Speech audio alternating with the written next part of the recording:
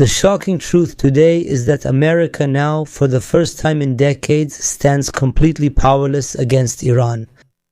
The predicament is historic, and the Pentagon implicitly admits to this defeat. With what? With a secret request that needs 6 years, while today, as we speak, there is an aircraft carrier burning silently, and it is being replaced under another pretext. Iran's threats to plunge the region into total darkness have returned once again. How will this conflict end? Has the end of American dominance really begun? Was this war the first step toward the beginning of a collapse scenario? All these are details we will reveal today. A break and we'll be back. Stay with us.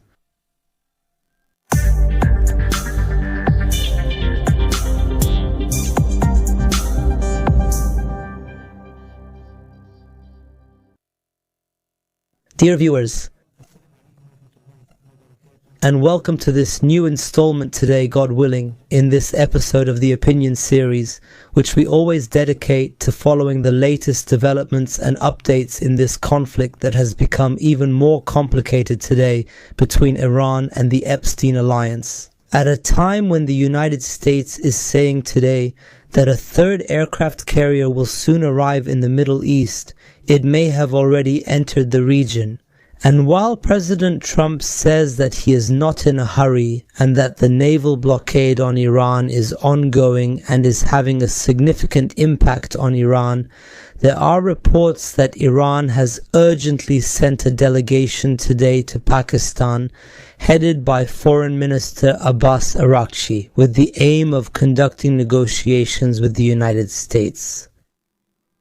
So today, the most important development was this news about Araghchi's arrival in the Pakistani capital, Islamabad, and talk of a second round of negotiations.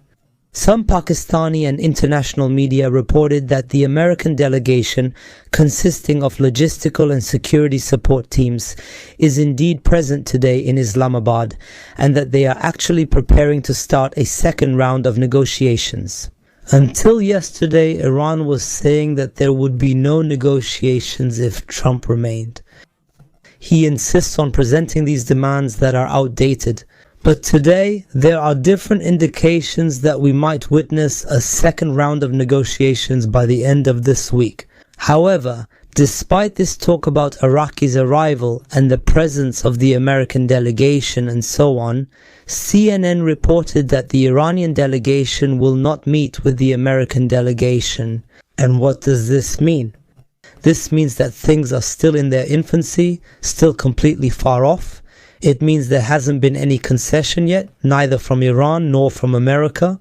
The whole thing is that both sides are now just subject to Pakistani attempts to start these negotiations. Araghchi is arriving in Pakistan today, and after that he will visit Russia, and then he will also visit China. But whether Pakistan will succeed in these negotiations or not, this will not become clear in the coming hour. The situation is really complicated. We are still far from reaching an agreement or anything like that. In the end, this predicament that Trump is facing will continue to haunt him if he doesn't make concessions and meet Iran's realistic conditions. That's the truth. Today there was a statement by Iranian Vice President Asfani in which he warned America against making any foolish move or mistake. Like what? Like this American threat to attack Iranian energy facilities?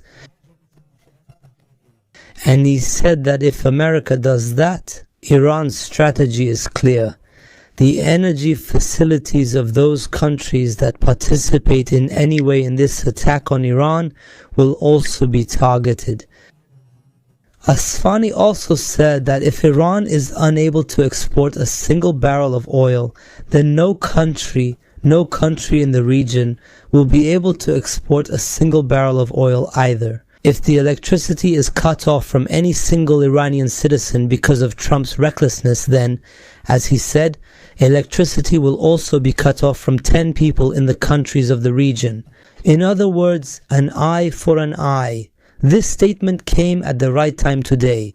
It served as a very important reminder of what could happen in the region. If Iran is subjected to any recklessness from the Epstein alliance, it means Iran has not forgotten this strategy and has not backed down from it. An eye for an eye, absolutely.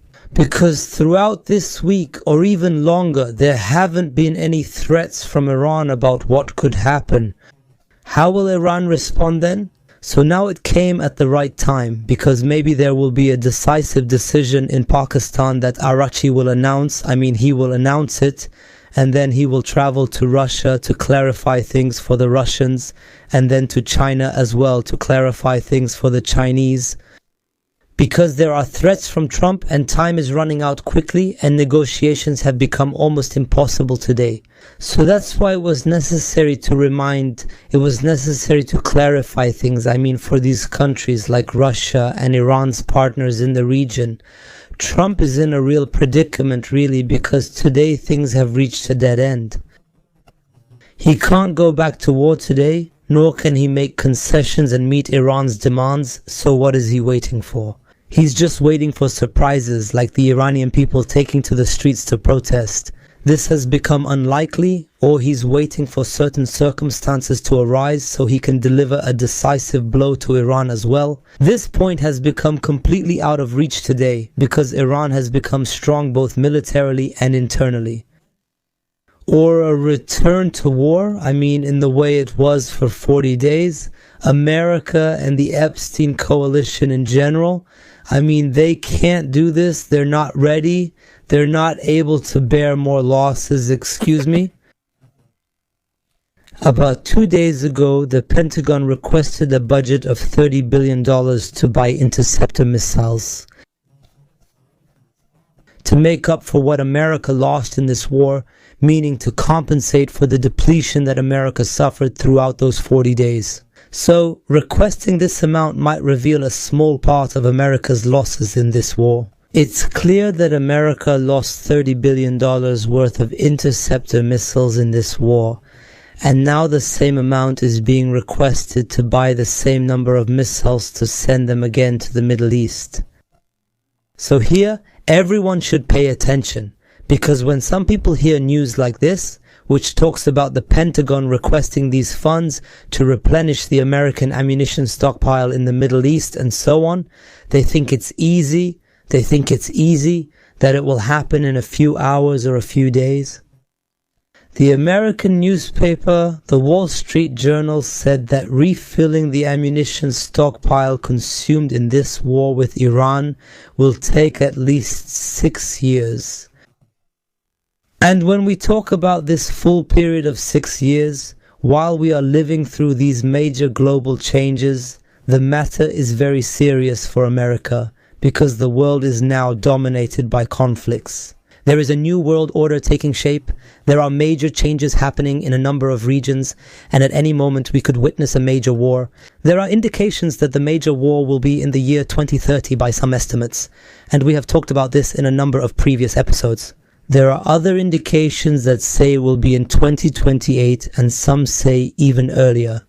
There is also the scenario of collapse that is approaching today, and according to all the current indications, it is said that it will happen next year in 2027. So the situation is very dangerous for America. America has entered this Iranian quagmire, and it did not expect to lose all this ammunition. More than 3,500 interceptor missiles, more than 1,000 cruise missiles, according to American reports. America, as I have said in many episodes, thought that the war would be decided in the first hours after the assassination of Supreme Leader Ali Khamenei, and it believed it would be over within 4 days. By any estimate, the Iranian regime would collapse at that point, so America got involved in this quagmire. That means with every day that passed in this war, it believed the next day would be different, there would be a shift, and the Iranian regime would start to collapse. So 40 days of attrition passed without any notable result. The Iranian regime did not collapse, nor did Iran's defensive capabilities end, nor did anything else happen.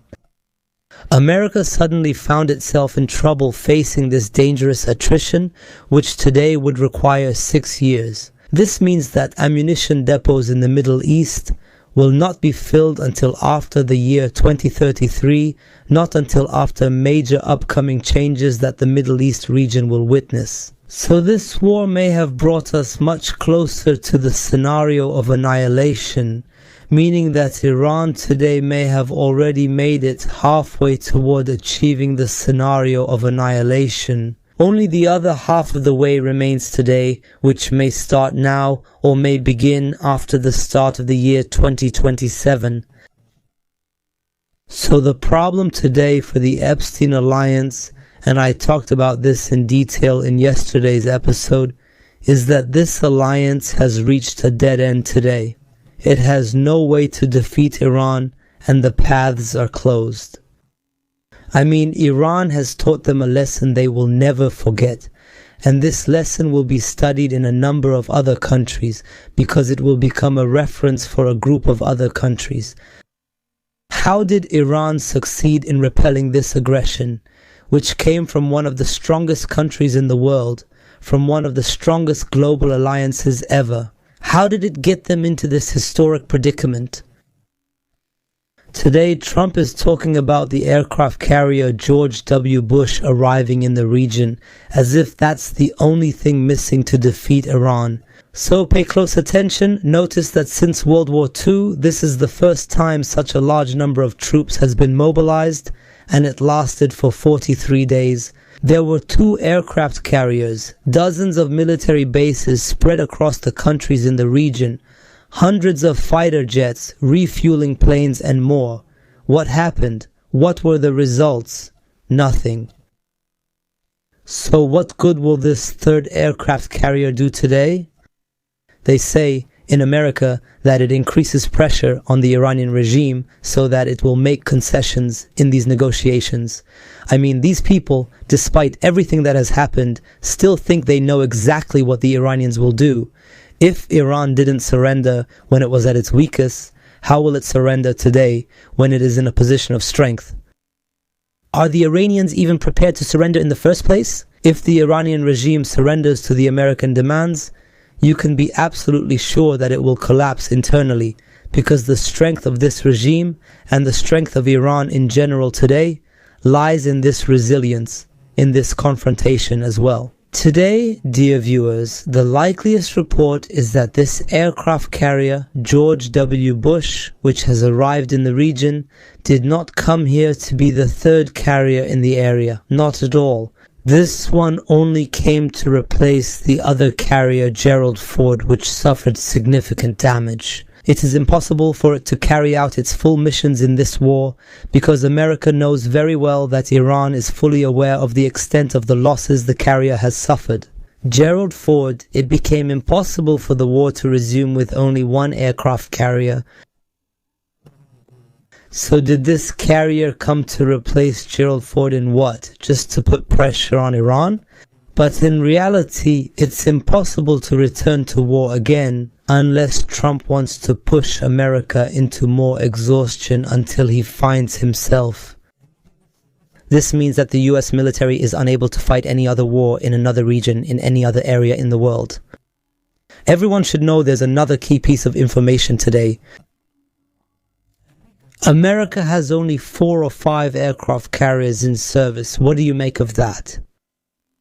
Pay close attention. On paper, in rankings and so on, America has 11 aircraft carriers, but in reality, only 4 or 5 of them are actually ready today for combat operations. This is information that should be taken into account today, because it is confirmed information coming from inside America, coming from a group of international experts in America, and more importantly, because now 3 carriers are present in the Middle East region, according to what has been announced, and there were 2 in the region that participated in this war against Iran without any notable results.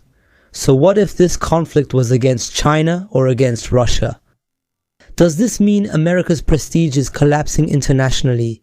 Has this war changed a whole set of ideas? In fact, it exposed America's flaws, maybe revealed how. The paper tiger today is not Iran, as Trump used to say at the beginning of this war, but rather the US military has become the paper tiger. Everyone in the world sees this. For many decades, everyone used to fear America, calling it the world's #1 superpower. But when the confrontation was against Iran, Iran broke this fear. Iran has actually proven that it is not Venezuela, it is not one of the Arab countries. So the Middle East region is truly changing now, and of course this coincides with the transformations the world is witnessing, like the beginning of the New World Order and so on. So now we will wait to see how this weekend will be, how things will develop.